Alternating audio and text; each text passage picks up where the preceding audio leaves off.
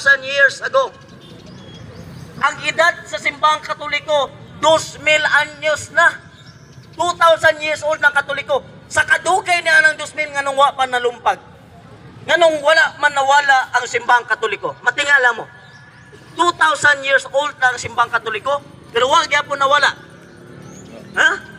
Nga nung wala man nawala ang Katoliko, kay tungod, sama sa gingon sa Daniel 2:44, ang Dios magtukod og usa ka gingarian nga dili gayud malumpag ni bisan kinsa.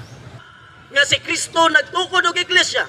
San Mateo 16:18 mingon siya, bisan gani ang kamatayon dili makabungtod ning ini. Muna even before until right now, the Catholic Church is still existing.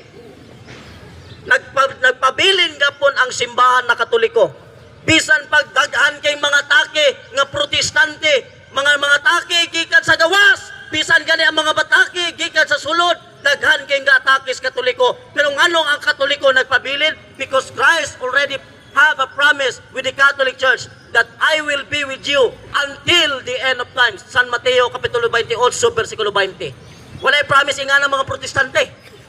Anong promisan man sa ginganas protestante nga tinukod na mamog pastor, di mo tinukod ni Kristo?